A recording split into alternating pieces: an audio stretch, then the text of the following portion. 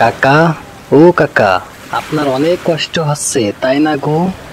হ্যাঁ রে বাবা, আজ যা বৃষ্টি হচ্ছে না, তার উপর আবার ঠেলা গাড়িতে সবজি। ঠেলা গাড়ির চাকা মাঝে মাঝে রাস্তায় কাদায় আটকে যাচ্ছে, এজন্য একটু বেশি কষ্ট হচ্ছে। কাকা, ঠেলা গাড়িটা আমার কাছে দাও, আমি আপনাকে একটু সাহায্য করি। তুমি কি পারবে বাবা? হ্যাঁ কাকা, আপনি যে কি বলেন, আমি ইনশাল্লাহ পারবো।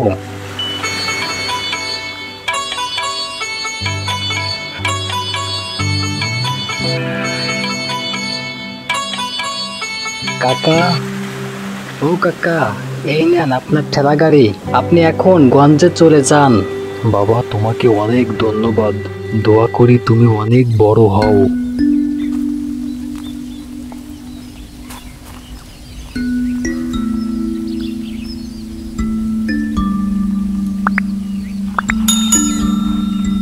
ও ভাই, তুমি কোথা থেকে এতগুলো লাউ আনলে শুনি?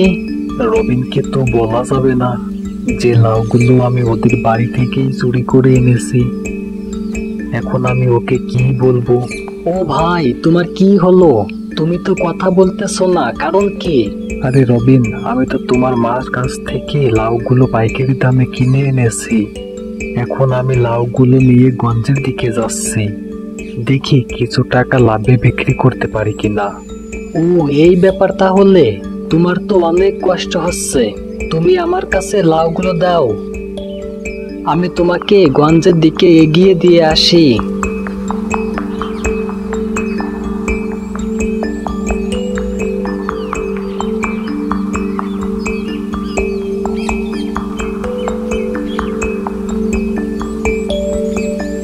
রবিন বাবা, তুমি এতক্ষণ কোথায় ছিলে?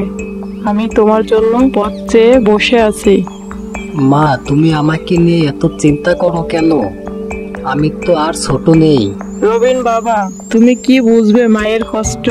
এখন হাত মুখ ধুয়ে ঘরে এসো, তোমার জন্য খাবার বেড়ে রেখেছি।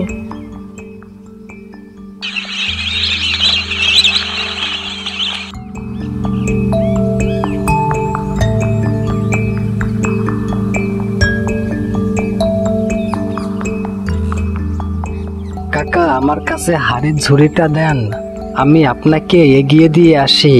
না বাবা, তোমার মাথায় ঝুড়ি নেওয়া লাগবে না, তুমি পারবে না, ফেলে দিবে। আরে কাকা, আপনি কি বলেন? আমি তো এখন আর ছোট নেই, আমি পারবো।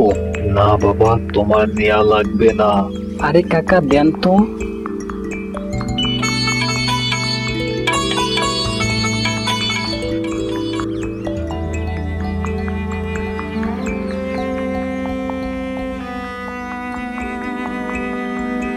তোমার ছেলে আমার সর্বনাশ করে ফেলেছে। কেন রবিন আবার নতুন করে কি করলো? আমার 20টা হাঁড়ি ভেঙে ফেলেছে, আমি এর বিচার চাই। ভাই, রবিন তো ছোট মানুষ, ও হয়তো না বুঝে কাজটা করে ফেলছে। ও বাড়িতে আসুক, আমি ওর বিচার করব। রবিনকে ভুলে দিও, ও যেন আমার সামনে আর না আসে।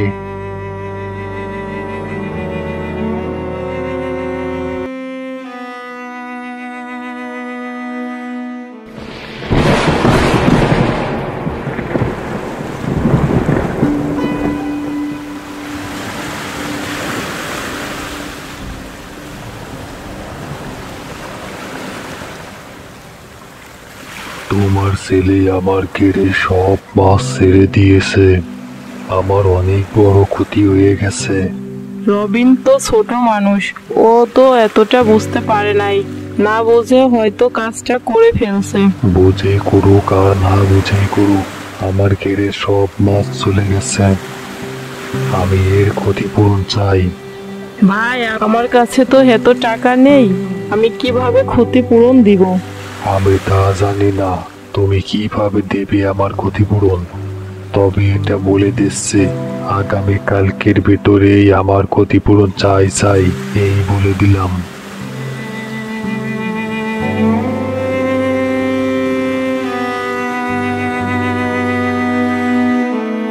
রবিন বাবা, তোর কি দরকার আছে মানুষের এত উপকার করার? তুই কি জানিস মানুষের উপকার করতে গিয়ে মানুষের কতটা ক্ষতি করিস? সবার ক্ষতিপূরণ দিতে দিতে তোর বাবা রেখে যাওয়া সব অর্থটাও আমি এখন হারিয়ে ফেলেছি।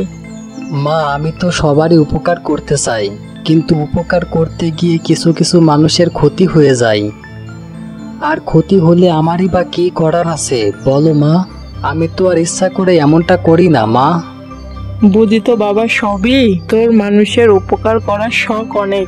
আগামীকাল তুই পশ্চিমের জঙ্গলের ভিতরে যে বটগাছটি আছে ওই বটগাছের নিচেই বসে থাকবি। যতক্ষণ কেউ ডাক না দেয় ততক্ষণই বসে থাকবি। আচ্ছা মা, ঠিক আছে। এখন তুই ঘুমিয়ে পড়, আগামীকাল সকাল সকাল ঘুম থেকে উঠে প্রার্থনা করবি।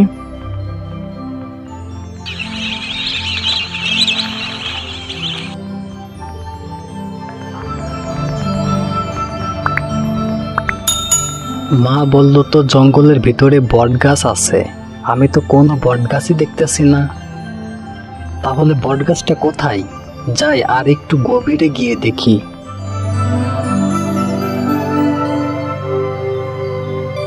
আরে সামনে ওটা কি দেখা যায়?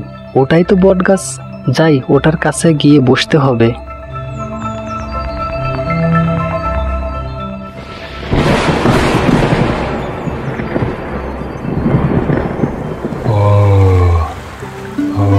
হঠাৎ করে এত বৃষ্টি শুরু হয়ে গেল। আমি তো আগে এমন বৃষ্টি কখনোই দেখি নাই। এমন আওয়াজ আসে কোথা থেকে? মনে হচ্ছে কোনো মানুষের আওয়াজ, কিন্তু এই গভীর জঙ্গলে মানুষের আওয়াজ আসে কোথা থেকে দেখি তো।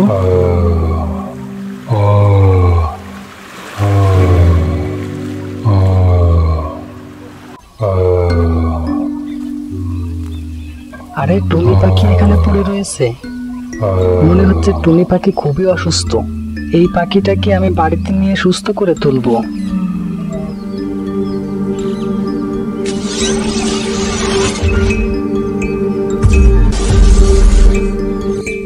কে আপনি? দয়া করে আমার কোনো ক্ষতি করবেন না। আমার মা আমার জন্য পথ চেয়ে বসে আছে। আমি ছাড়া আমার মাকে সেবা করার মতো আর কেউ নেই। শোনো বাবা, আমি তোমার কোনো ক্ষতি করব না। তুমি ভয় পেও না, তুমি অনেক দয়ালু মানুষ। আমি তোমার কাজের উপর খুবই সন্তুষ্ট। আমি তোমাকে কিছু সাহায্য করতে চাই, তুমি না করবে না? কি সাহায্য বাবা?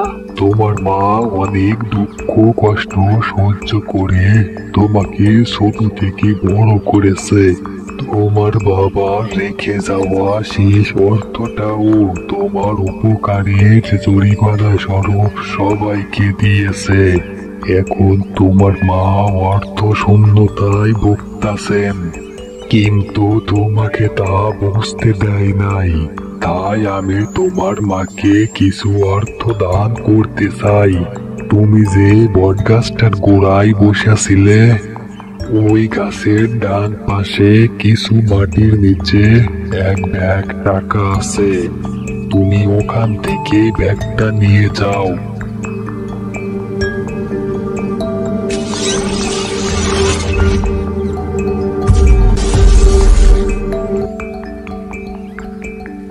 দরবেশ বাবা আমাকে কি বলে গেল? আমাকে বটগাছের গোড়া থেকে টাকার ব্যাগ নিয়ে যেতে বলল। আমার কি এখন টাকার ব্যাগটাকে নেওয়া উচিত? যেহেতু দরবেশ বাবা এভাবে করে নিতে বলেছে, তাহলে নিয়েই যাই।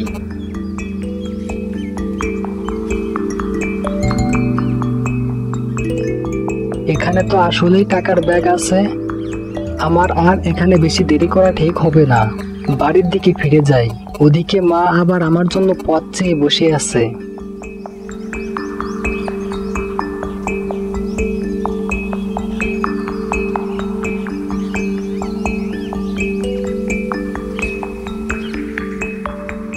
মা, এই দেখো, আমাকে এক দরবেশ বাবা এই ব্যাগটা দিয়েছে। এটা কিসের ব্যাগ বাবা? মা, এই ব্যাগটার ভেতরে টাকা আছে। এটা দরবেশ বাবা তোমাকে দিয়েছে। তাহলে তো আমাদের জন্য ভালো হয় বাবা। এই টাকা দিয়ে তোকে একটা মুদি দোকান করে দিব।